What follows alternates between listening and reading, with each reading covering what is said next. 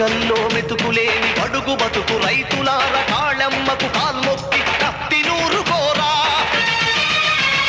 కడుపు గాలిన తల్లి శరసబడ్డ చెల్లి కనకాదుర్గమ్మవై నరకాలి దొరలను ఊదరా శంఖమూదరా.